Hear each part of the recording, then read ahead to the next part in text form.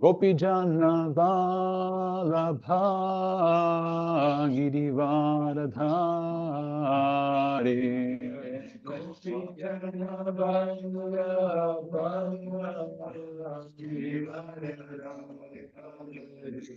Jaya Gopi Jana Vallabha Girivaradhari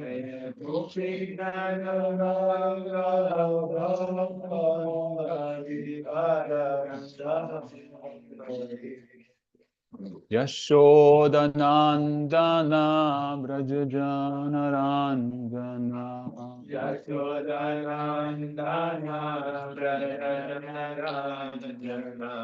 Yashodanandana Brajajanaranjana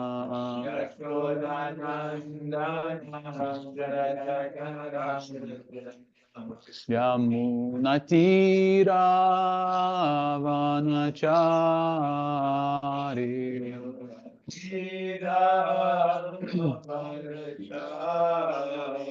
Yamunatira Vanachari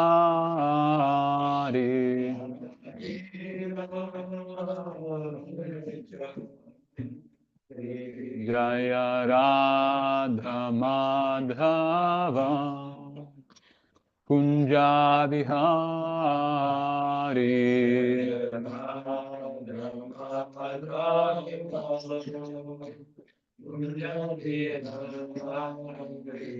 Jaya Radha Madhava Kunja Bihari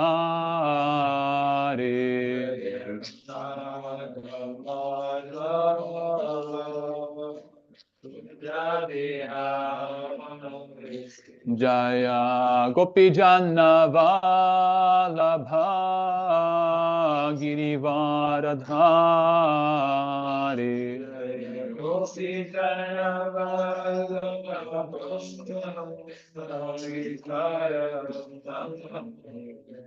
Jaya Gopi Jana Vallabha Girivaradhari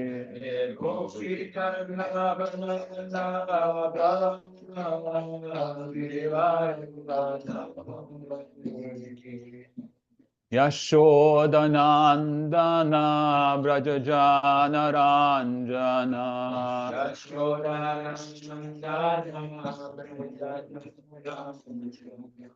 Yashodanandana Brajajanaranjana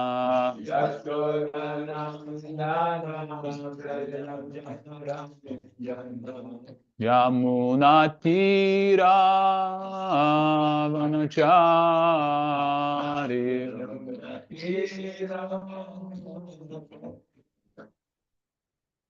Yamunatira Vanachari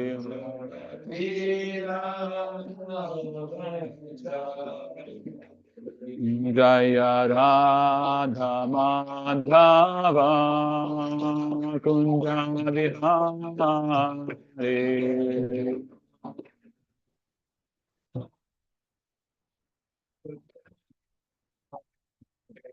Jaya Radha Madhava Kunja Vihari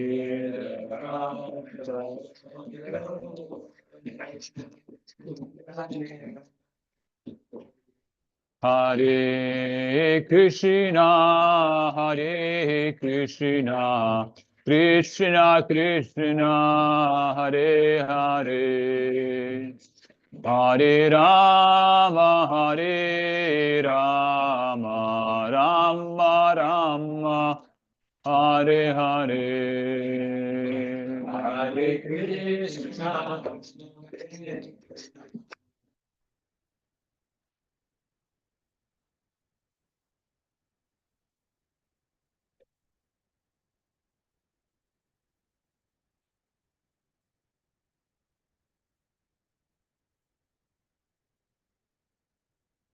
Hare Krishna,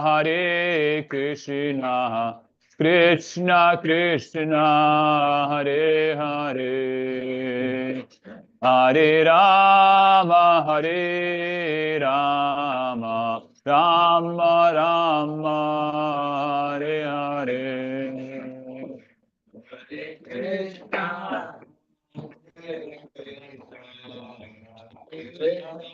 Krishna, Krishna Krishna, Hare Hare.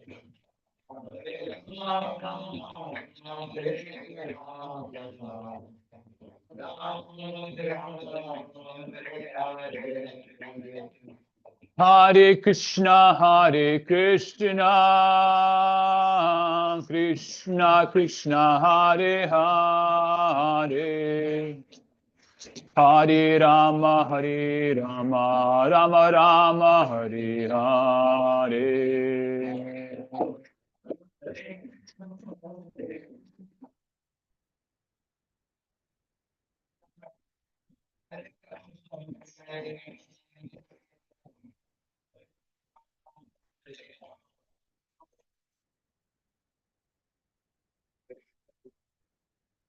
Hare Krishna,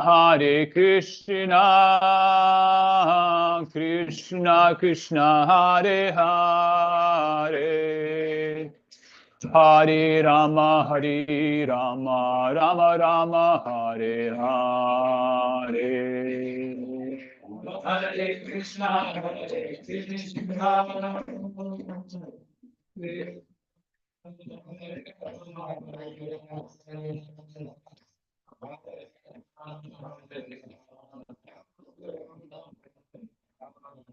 Jaya Radha Madhava Kunja Vihari.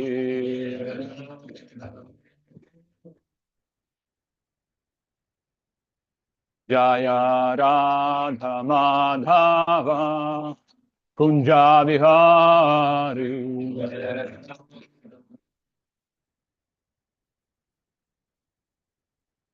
Jaya Prabhupada, Prabhupada, Prabhupada, Jaya Prabhupada.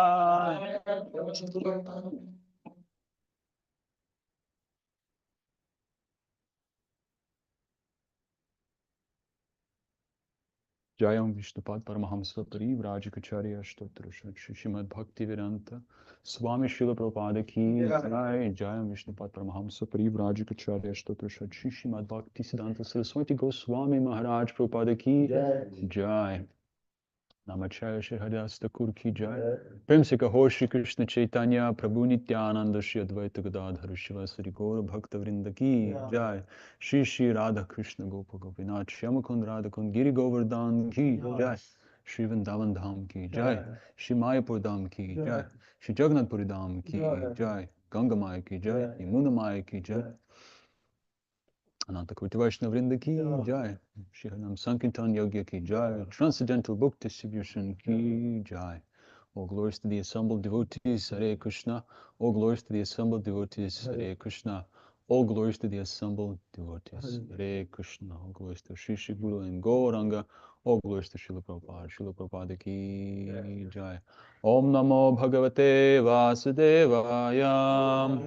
Bhagavate Vasudevaya. Om Namo Bhagavate Vasudevaya. Namo Bhagavate Vasudevaya. Om Namo Bhagavate Vasudevaya. Om Namo Bhagavate Vasudevaya. Hare Krishna, everyone, good morning. We continue reading Srimad Bhagavatam, the first canto, chapter number 16, verses 11 and 12 today. The chapter is called How Parikshit Received the Age of Kali. 16. How Parikshit Received the Age of Kali. Which verses? 11 and 12. Two verses today. And thank you so much for this wonderful opportunity to glorify Srimad Bhagavatam. I hope by your good wishes I can say something of value and inspiration. So we'll recite the Sanskrit of the verse number 11. Svalankritam Vidam, Shyama Shama, Turanga Duranga, Yojitam Yojitam, Ratham Ratam, Mrigendra Brigendra, Dvajam Vajam, Ashritaha Ashitaha, Purat Purat, Vrito Brito, Ratashva Tashva, Vipapati Vipapati, Yuktaya Yukta, Sva Sva, Senaya Vinaya, Digvijayaya Digvijayaya, Nirgataha Nirgataha,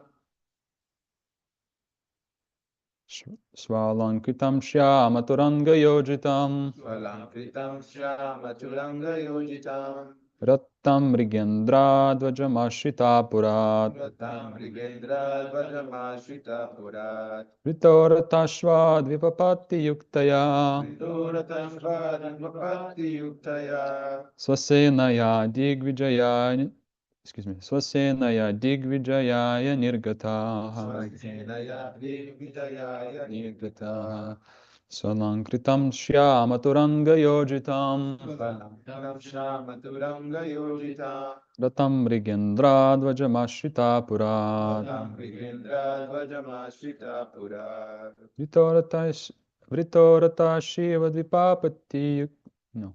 Vritorata Sva Dvipapati Yuktaya Vidorajashva Dipapati Yuktaya, Swasenaya Digvijayaya Nirgataha Svasenaya Digvijayaya Nirgita, Swalankritam Shyama Turanga Yojitam Svalankitam Shama Turanga Yojitam, Ratam Mrigendra Dvajamashita Purat Ratam Rigendra Dvajamashita Purat, Vitorata Sva Dvipapati Yuktaya Vidorajashva Dipapati Yuktaya, Swasenaya Digvijayaya Nirgataha. Svasenaya Digvijayaya Nirgita.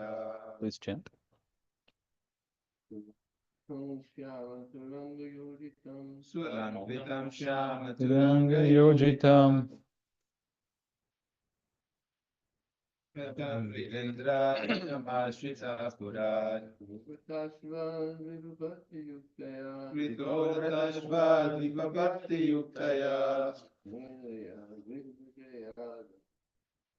Svasenaya Digvijayaya Nirgita. Okay. Swalankritam, Sulankritam very well decorated. Shyama, Shama black. Black Turanga, horses. Yojitam, Jitam chuckled. Tackled Ratam, Ritam chariot. Chariot Mrigendra, lion. Lion Dvajam, Rajam flagged. Flag Ashritaha, Ashitaha under the protection. under the protection Purat, Purana in the capital. capital Vitaha, Vitaha surrendered by. surrounded by Ratha, charioteers. Ashva, Vishwa cavalry. Temple Vipapati, Vipapati elephants. Elephants Yuktaya, Taya thus being equipped. thus being equipped Svasenaya, Svasenaya along with infantry. along with infantry Digvijayaya, Digvijayaya for the purpose of conquering. for the purpose of conquering Nirgataha, Gata went out. went out. Translation and commentaries by His Divine Grace A.C. Bhaktivedanta Swami Srila Prabhupada. Srila Prabhupada Ki. Translation. Text 11. Maharaj Parikshit sat on the chariot, drawn by black horses. His flag was marked with the sign of a lion. Being so decorated and surrounded by charioteers, cavalry, elephants, and infantry soldiers, he left the capital to conquer in all directions. Perfect. Maharaj Parikshit is distinguished from his grandfather Arjuna, for black horses pulled his chariot instead of white horses. He marked his flag with the mark of a lion, and his grandfather marked his with the mark of a Hanumanji. A royal procession like that of Maharaj Parikshit surrounded by well-decorated chariots, cavalry, elephants, infantry, and band not only is pleasing to the eyes, but also is a sign of civilization that is aesthetic even on the fighting front. Text number 12. Bhadrashvam kitamalam cha bharatam kataran kurun kim purushadini varshani vijitya jagrihe balim. Translation. Maharaj Parikshit then conquered all parts of the earthly planet, Bhadrashva, Ketamal, Bharat, and northern Kuru, Kimpurusha, etc., and exacted tributes from their respective rulers. The purport. Bhadrashva is a tract of land near Meru Parvata, and it extends from Gandhamadan Parvata to the saltwater ocean. There is a description of this Varsha in the Mahabharata, Bhishma Parva, 7:14 through 18. The description was narrated by Sanjaya to Dhritarashtra. Maharaj Yudhishthira also conquered this Varsha, and thus the province was included within the jurisdiction of his empire. Maharaj Parikshit was formally declared to be the emperor of all lands ruled by his grandfather, but still he had to establish his supremacy while he was out of his capital to exact tribute from such states. Ketumal, this earth planet, is divided into 7 dvipas by 7 oceans, and the central dvipa, called Jambu Dvipa, is divided into 9 varshas, or parts, by 8 huge mountains. Bharat Varsha is one of the above-mentioned 9 varshas, and Ketumal is also described as one of the above varshas. It is said that in the Ketumal Varsha, women are the most beautiful. This Varsha was conquered by Arjuna also. A description of this part of the world is available in the Mahabharata, Shabha 28.6. It is said that this part of the world is situated on the western side of the Meru Parvata, and the inhabitants of this province used to live up to 10,000 years. Bhishma Parva 6.31. Human beings living in this part of the globe are of golden color, and the women resemble the angels of heaven. The inhabitants are free from all kinds of disease and grief. Bharat Varsha, this part of the world, is also one of the 9 varshas of the Jambudvip. A description of Bharat Varsha is given in the Mahabharata, Bhishma Parva, chapters 9 and 10. Has anyone read this chapters and familiar with this reference to Mahabharata? In the center of Jambudvip is Ilavrita Varsha, and south of Ilavrita Varsha is Hari Varsha.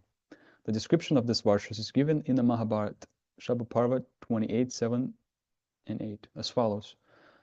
Nagaram Shivanam Chaiva Nadischa Vimalo Dakaha Purushan Devakalpamscha Narishcha Priya Darshanaha Adrishta Purun Subhagan Sada Darshadananjayaha Sadananisa Sadananica Shubrani Narishcha Psharasham Nibaha.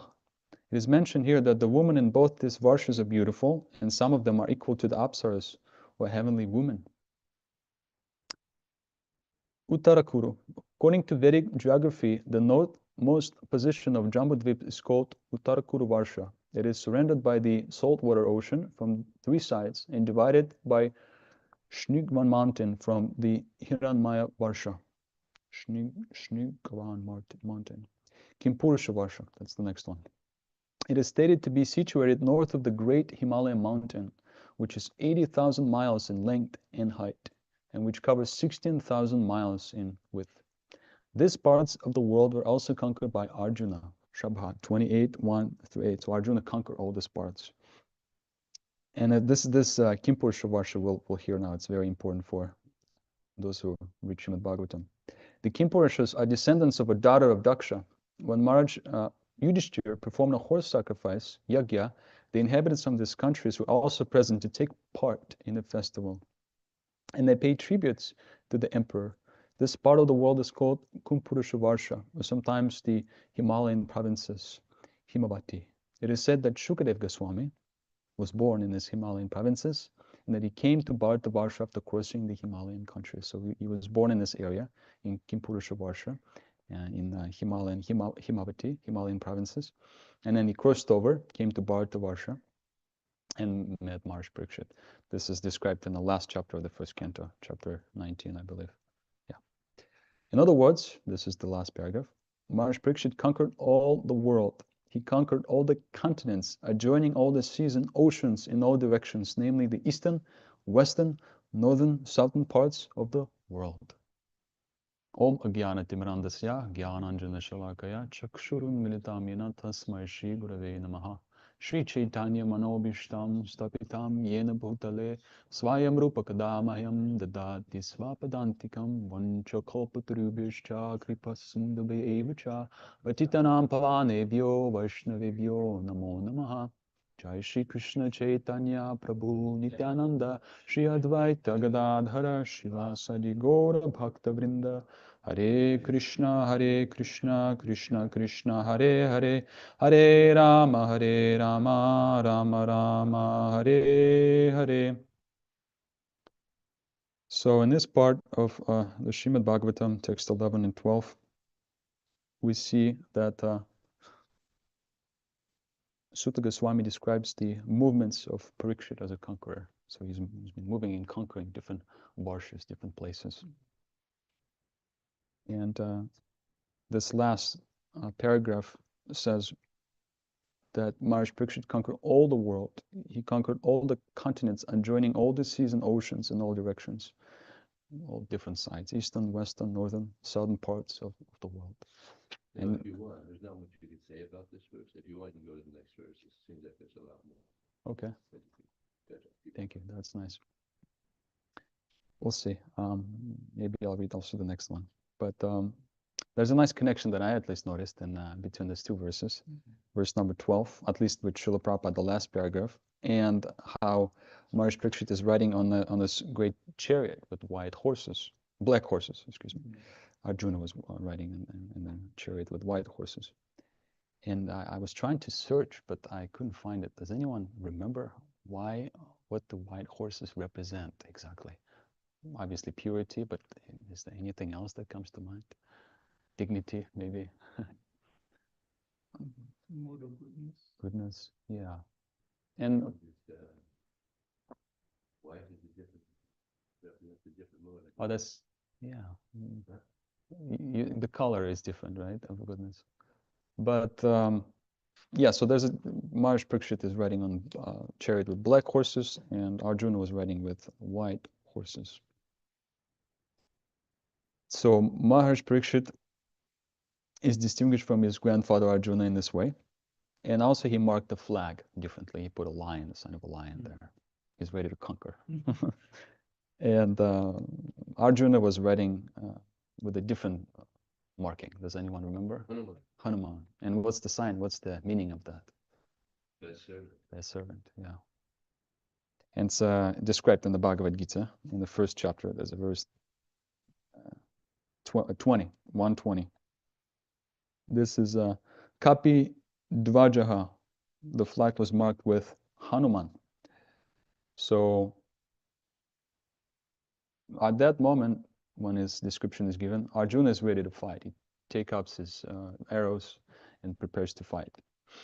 And then it's described that the Hanuman marking, at least the Bhagavad Krishna, I think Krishna is speaking at this point, right? Let's see. First chapter?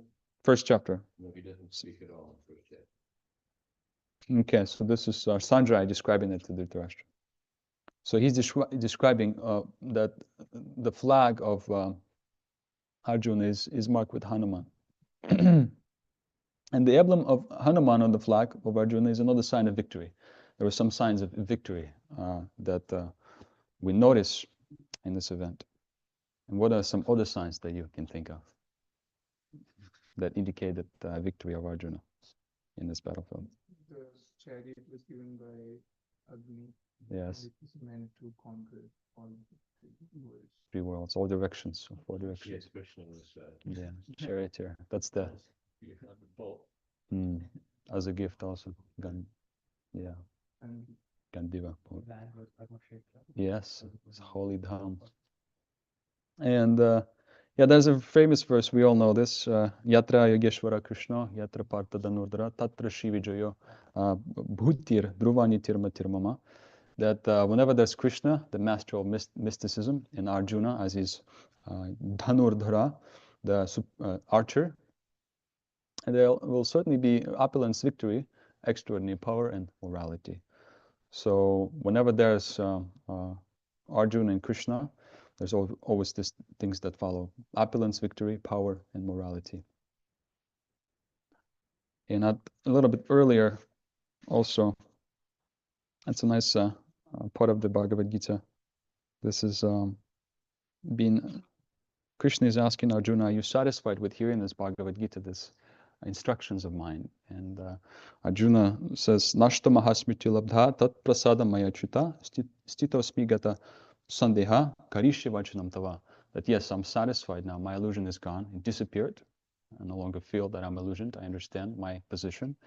And also, smriti labdha, my memory is regained. I can understand myself, who you are, what is my duty. And karishya vachanam tava. Karishya, I shall execute. Vachanam, whatever I've heard from you, whatever you've spoken, I shall act upon it.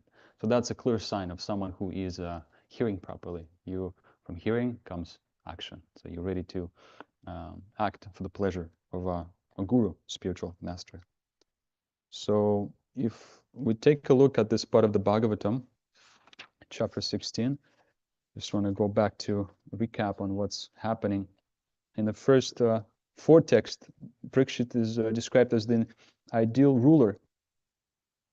And in the first text, we see that he began to rule over the world as a great devotee of the Lord, under the instruction of the best of the twice-born Brahmanas. And we learned that Maharaj Parikshit accepts the spiritual master also. Does anyone remember who he was? The spiritual master of Maharaj Parikshit? In text number 3. Kripacharya. Kripacharya. He selected him for guidance. So whenever great Maha Bhagavats like that accept spiritual master, it's a great indication for us. They teach by example. Yat yata charati shreshtas. So it's mentioned in the purport to this first verse that naturally all the qualities of a Brahmana, all the qualities, all the divine virtues are developed if you become a devotee of Lord Krishna. So King Maharaj Parikshit is a devotee of the Lord, and he wants to make sure that that all the state and citizens within the state are happy. And he knew perfectly well how to do so. He did not accept any salary for this. He wanted to do it as an act of duty and out of affection for the citizens.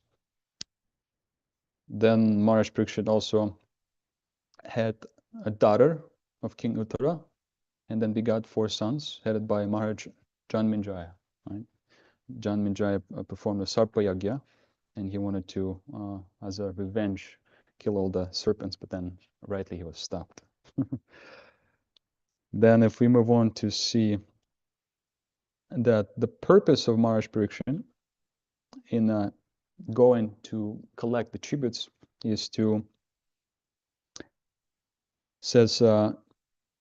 see how things were going in terms of other godly state. So he was trying to see how people were practicing Krishna consciousness in simple terms, how people were loyal to the order of the Lord, following the Swadharma. So the king, being the representative of the Lord, has to execute the will of the Lord duly. So we know that king is a representative of Krishna, so that is his duty to make sure that all the citizens are abiding the law of nature, the law of God. It's not the act of aggression, as might appear when we read this in Srimad Bhagavatam. Wasn't trying to just be aggressive in conquering different parts of different varshas. Although when Kshatriyas receive the opportunity for fighting, they feel jubilant and happy because that's their nature. They're ready to fight at any moment. And then through 5 through 9, Shaunaka Rishi is asking questions. In text number 5, he's asking a question: why did Maharaj Parikshit simply punish him? This is when he met the Shudra beating the bull and cow. Why did he simply punish and not kill? Please describe all these incidents if they relate to the topics of Lord Krishna. And of course, we see that in the Srimad Bhagavatam, everything relates to the topic of Krishna. That is the beginning and the end of Srimad Bhagavatam, right? This is simply is meant to give us through gradual purification, this ashraya, the shelter of the Supreme Personality of Godhead. Teaches us how to do so by wonderful examples. And Maharaj Parikshit is, of course, one of them. So text 6.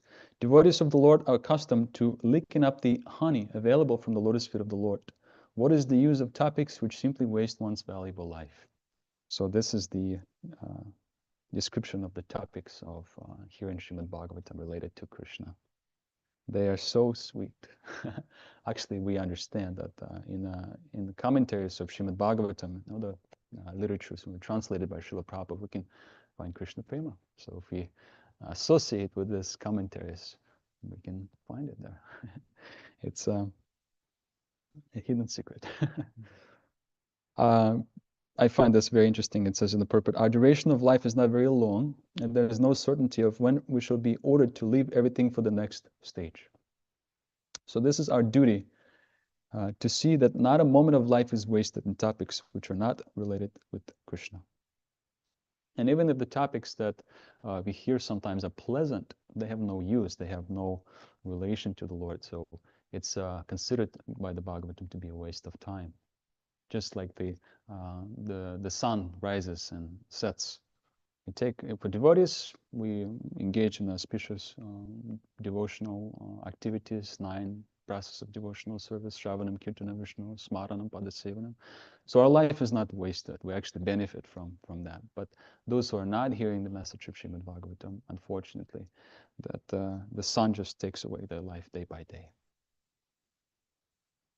And although the process in this age of self-realization is not difficult, Hare Nama, Hare Nama, Hare Nama Eva Kevalam, Kalo Nastyeva, Nastyeva, Nastyeva Gatiranyata.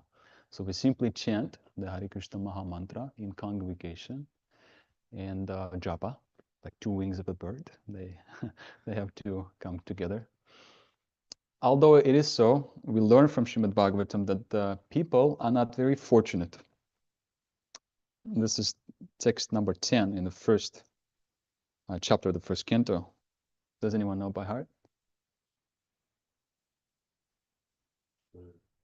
Payenalpayusha sabhya kalavasmin yugejana manda samanda matayo manda bhagya hupadrataha.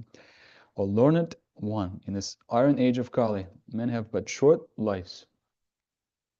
The process is easy, but life is short. And life is short, and we're also quarrelsome. Not only that we're quarrelsome, but we're lazy. Not only that we're lazy, we're also misguided. We want to learn the spiritual truth, but we are often misguided. And above all, always disturbed. But I skip that one. Unlucky. Although the process is easy, we're unlucky. We have no fortune. We have no piety to execute the principles of Shravanam and Kirtan. We have no interest. We often experience that if you say to someone, please read this Bhagavad Gita, chant this Mahamantra, your life will be sublime and happy. There's a text in the Bhagavad Gita, the 4th chapter, and this there's nothing more sublime than this. And this knowledge is described as sublime transcendental knowledge. And actually, the principle of yajna is also very simple. In the 3rd and 4th chapter of the Bhagavad Gita, mentioned the idea in the principle is that everything that is within the reach is controlled and owned by the Lord. So everything is meant for Krishna's pleasure, Krishna's service.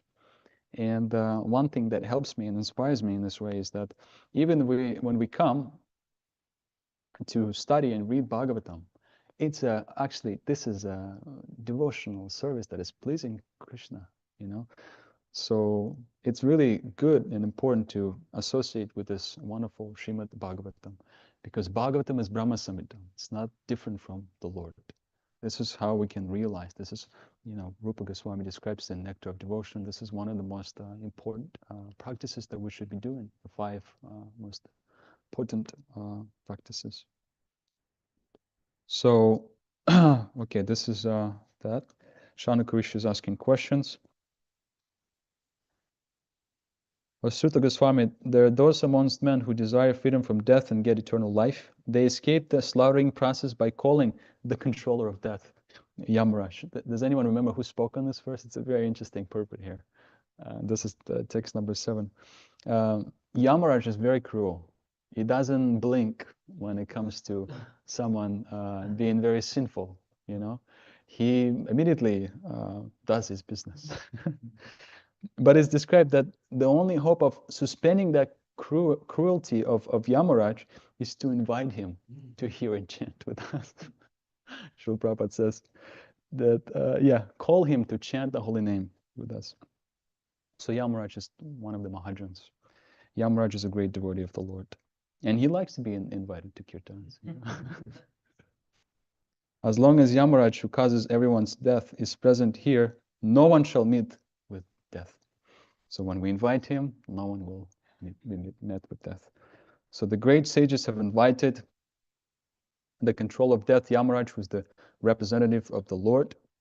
Living beings who are under this grip should take advantage by hearing the deathless nectars in the form of his narration of the transcendental pastimes of the Lord. And we'll learn one of the prominent pastime where we hear about Yamaraj is in the 6th canto, when he's instructing the Yamadutas and telling them that you should not touch those who utter the holy name of the Lord, even though if they do it jokingly and without even trying to understand the meaning, without a proper understanding, still those people are benefited. This is known as Namabhas, the shadow of the holy name. So those people get a second chance. This is text number 9. Also mentions that lazy human beings with paltry intelligence and the short duration of life pass the night sleeping, and they perform activities that are for nothing, for naught. And then other part that is being touched here, the part of Sutta Goswami describing the movements of Parikshit as a conqueror. We see that he's going to various places, and as I mentioned in the beginning, not just to be violent, but to inspire his citizens to be serious in accepting Bhagavad Dharma. And the symptoms of the age of Kali, we all know: illicit connection with women, indulgence of meat eating, intoxication, and gambling. Those are the prominent activities in the age of Kali. And we went to, just recently, a few weeks ago, we went to Las Vegas. We took a trip, and then in this city, you can take part in these activities within a short period of time. You can break these 4 principles very quickly. The city is just calling you for it. And we actually wanted to, there were a few devotees, so we wanted to, has anyone been to a Las Vegas temple? As Bhakta Justin and Govardhan Prabhu from San Diego, we went to distribute books in that city. Actually had a very interesting experience. I was at the parking lot, Costco parking lot, my favorite spot. And well, what happened? We tried to go to the mall, inside the mall, on the outskirts of the city, and they kicked us out. Although there was some guy from where was he from? I think he was from Bangladesh, if I'm not mistaken. And he was really eager to and looking for Bhagavad Gita, and Govardhan Person gave him. He was so happy to receive one. And then they told us, we can't do this. You can't do this. You gotta move on. And we went to the parking lots at the mall, and it wasn't also very fruitful. So then we went to the Costco parking lot, and I had an interesting incident there. We were distributing books. I met some people, nice people. It was actually quite nice in that parking lot of Costco in Las Vegas. One person was like looking through his wallet, and he only had the smallest bill he had is $50. I was like, oh, what the heck? Okay, gave it to me. And then I approached the guy, who was just a normal guy. He was black body, and he was in uniform.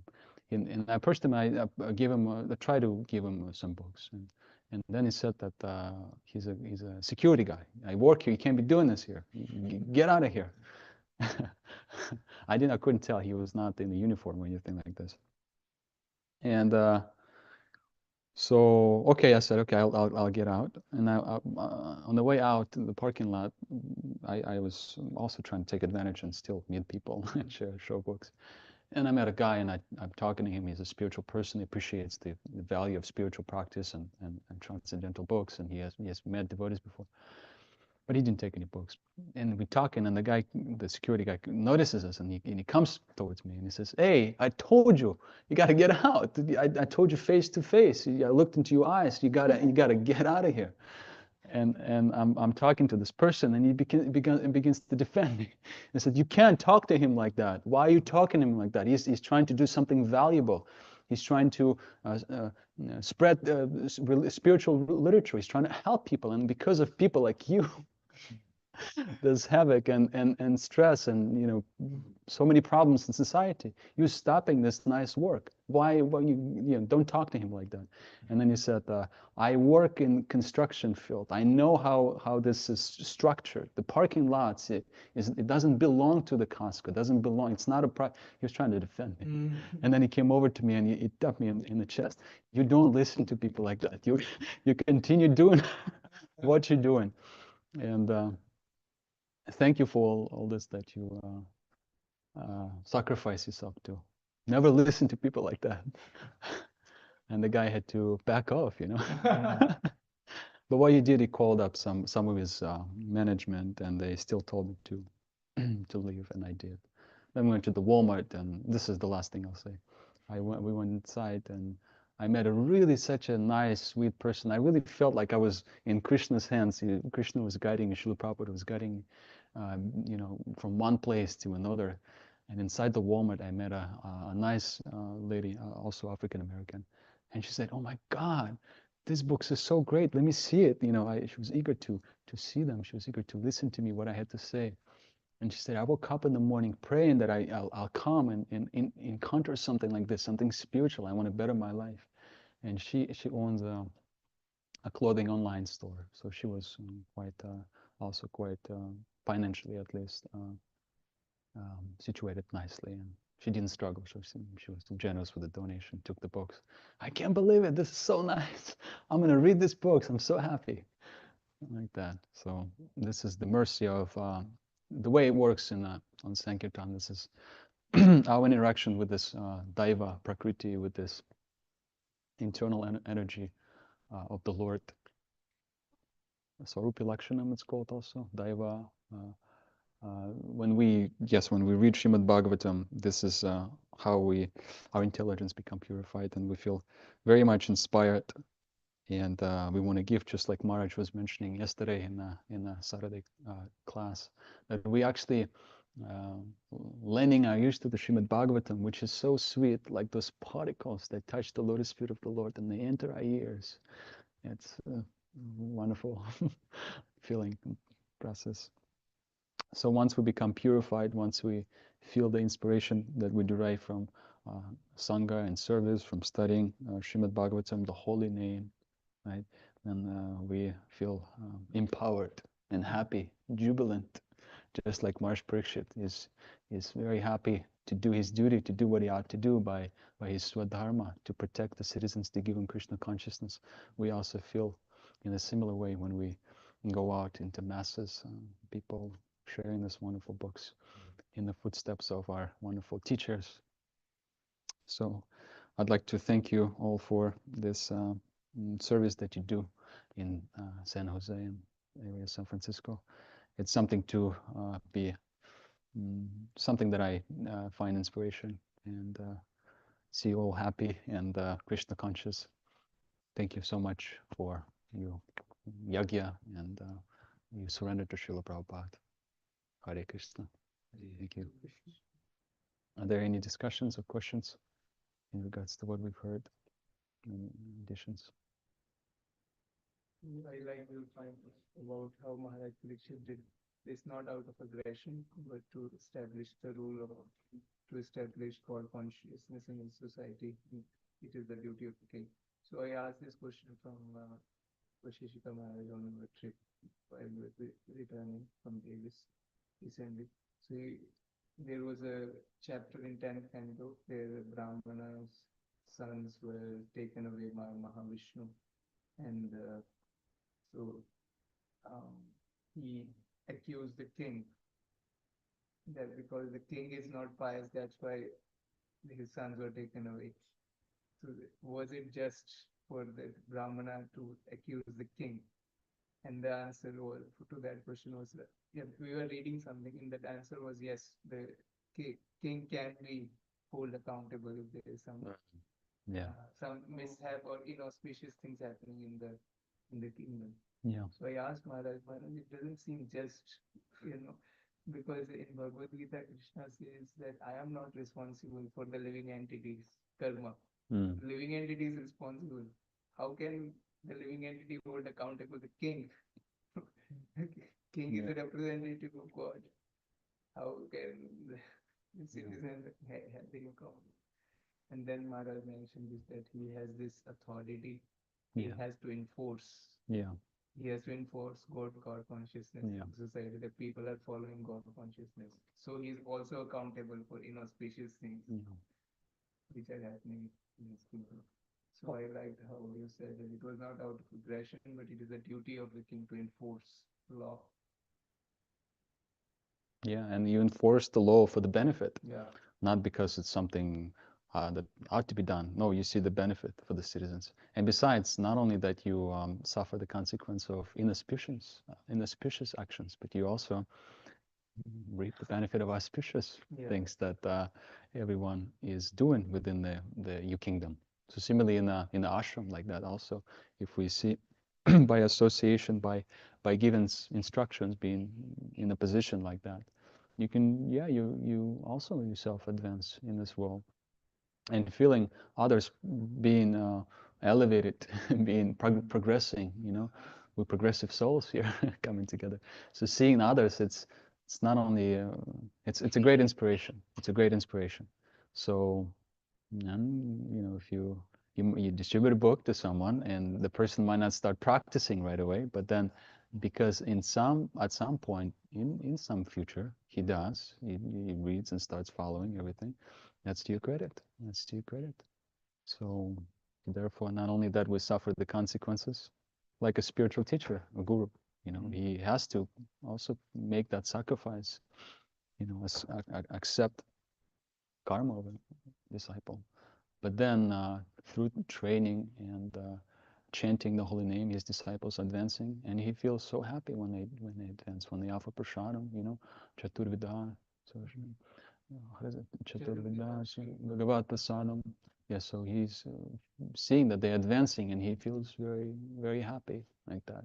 That gives him a boost. Srila Prabhupada, when he would travel to in different places, just like Maharaj Parikshit is traveling to different varshas, Srila Prabhupada would only come to a place if there was a program arranged for him. If devotees actually come together and do something to arrange that speaking opportunity for Srila Prabhupada. And one time he was invited to Paris. And Harivilas Prabhu from Seattle, he's still there. Had a good fortune of visiting him one point. And he told me that one time they arranged a program for Srila Prabhupada in this big, I don't know, what do you call that? Not a stadium, but auditorium. Yeah, auditorium. Huge auditorium. One of the biggest one in Paris at the time. In Paris. In France. Yeah. I forget what it's called, but and only 20 people. But still, Srila Prabhupada continued with the lecture. He gave a lecture, and Harivilas translated into French. Although, and what happened, Harivilas Prabhu actually he was advertising. This is the guru of the Beatles is coming in the city. You got to come see. Only 20 people showed up. So it's important for the Brahmana to, the way to serve him is to give him an opportunity to speak. When they visit a particular place, they should be given an opportunity. Otherwise, just like if a sannyasi is not speaking, if he's not invited to speak and lead kirtan and guide other devotees, Maharaj was mentioning yesterday that for decades he's been training brahmacharyas. Such a wonderful service. But if you don't get opportunity like this as a brahmana, as a sannyasi, then your spiritual life is dying. So speaking is in Krishna consciousness, singing and speaking is something that we have to be trained in. And of course it takes time and purification and the mercy, but we can definitely get that purification and the mercy if we follow everything that is prescribed to us. But thank you for that point. So we see in the Srimad Bhagavatam that Abhimanyu was killed, but Parikshit was protected. Mm. So one of the main things that Krishna wants to do is he wants the suitable ruler to be on the throne, and that's one of the reasons that he takes an avatar. So he was happy to have Yudhishthira on the throne, and then after that, Parikshit, he knew Parikshit would be a suitable ruler, and so he did that. So there's a contrast and comparison that is drawn that when Dhritarashtra was on the throne, Vyura would give him a lot of good counsel that you should give up the company of your son Duryodhana because he is going to be the reason for the fall of the entire clan. So you should not listen to him. Yeah. But at that time, Dhritarashtra says an interesting thing. He says that the will of the Lord will be done, and I am just an instrument. I will, no matter what I do, the will of the Lord will happen in any case. So whether I participate or not, what is going to happen was his attitude. Because he assumed everything was preordained. But actually he failed to realize that he had to take onus on his own self and will. I think the Bible 11 to Luke, it says, thy will shall be done. Like your will, like people or the followers are supposed to surrender to the Lord's will, right? But you quoted today, Karishye Vachanam Tava. He doesn't wait for the Lord's will to be done. He says, I will take responsibility, I will do your will. So that's a higher form of surrender. Yeah. And that's what Parikshit did. So he's going to conquer. So he's doing the Lord's will. He's not waiting for the Lord's will to happen to him. Yeah. And he looks like he's conquered everything that's possible to be conquered. So just one. Thank you. That's a good point. Yeah, the Bhagavad Gita leads us in that direction too. Arjuna is not fighting because it's his duty. He's fighting out of love. and I really I'm trying to understand more on this in a text Sarva Dharma Parityaja, a very famous text. We all know this. Srila Prabhupada mentions the process of surrender. He's quoting Hari Bhakti Vilas, and this process is Sharanagati or Sharanapati. So that is our understanding. Anukulasya sankalpa patikulasya vajanam rakshishati vishvasho gopritve varanam tatha atmanikshepa karpanya shadvidha sharanagati. So these are the 6 principles of surrender. And most important one is gopritve varanam, because this is the basis of Sharanagati. If you actually accept someone's protection, that you completely give yourself in his hands. So that's what Arjuna is, at the end of Bhagavad Gita is doing, is completely, as you said, completely giving himself fully, to the will of the Lord and surrendering Shadvita Sharanagati, exhibiting the principles of Sharanagati. And the result, of course, as I mentioned earlier, is this is the Tatrashir Vijaya Bhutir Dhruvani Tirmatirmama. Arjuna becomes victorious, opulent, powerful, and he experiences or sees in his life great morality is manifested. So yes, this is of course not easy to give yourself fully, because there's so many subtle things that's stopping us from practicing Sharanagati to the full extent. But but it's there. And one thing that comes to mind in terms of my small realization on book distribution, sometimes you go out and you feel yourself being powerful. You feel like you can do this. This is my ability. I am stopping people sharing this. I'm speaking. But that's not it. It should depend on Krishna. Krishna is doing this. My spiritual master is distributing this book, Srila Prabhupada. It's not me. But we fall into that moha, that delusion at times. I fall into that often. And anyway. So but the more we hear about this, the more we're being reminded of this Sharanagati, Sharanapati, the more we study and embody this before we chant the holy name. I was actually thinking of this one example. Are we going over time, or it's just the last? Yeah, I was just thinking that we had a little discussion yesterday with some Russian devotees over Zoom, and I was thinking that on topic of Sharanagati. is that when we approach the holy name, we should embody the six values, the six principles of Sharanagati. And one way I see it is, a judge, he quotes the law books, and you lawyer at the court, in the court case, he's protecting you. So he's also quoting the law books. So he's there to defend you from persecutor, and the judge is there neutral, seeing what's the general outcome, and he makes the decision eventually. Boom.